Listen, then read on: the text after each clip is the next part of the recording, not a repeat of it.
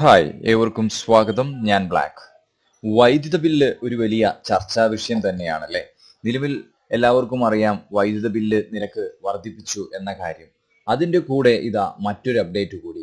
Surcharge ഈടാക്കാൻ KSEBക്ക് അനുമതി നൽകി റെഗുലേറ്ററി കമ്മീഷൻ. നമ്മൾക്ക് ഇതിനെക്കുറിച്ച് കുറച്ച് കാര്യങ്ങൾ ശ്രദ്ധിക്കാം.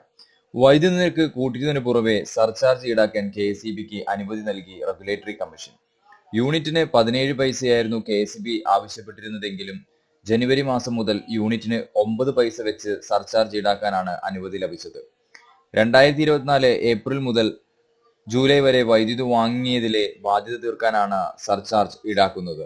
നവംബർ മാസം വൈദ്യുതി വാങ്ങിയതിലെ 17.79 കോടി രൂപ പിരിച്ചെടുക്കാൻ ജനുവരിയിൽ സ്വന്തം നിലയിൽ യൂണിറ്റിന് 10 പൈസ വെച്ച് ഈടാക്കാൻ KSEB തീരുമാനിച്ചിരുന്നു.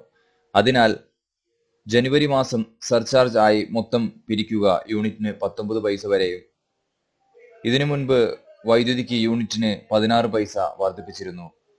BPL വിഭാഗത്തിൽപ്പെട്ടവർക്ക് ഉൾപ്പെടെ നിരക്ക് വർധന ബാധകമാക്കിയാണ് വൈദ്യുതി നിരക്ക് ഡിസംബർ ആദ്യം വൈദ്യുതി നിരക്ക് വർദ്ധിപ്പിക്കുന്നത്.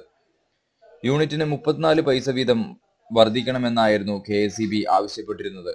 എന്നാൽ 10 പൈസയുടെയും 20 പൈസയുടെയും ഇടയിൽ വർധനവ് വരുത്തിയാൽ മതിയെന്നായിരുന്നു മുഖ്യമന്ത്രിയുടെ ഉൾപ്പെടെ തീരുമാനം.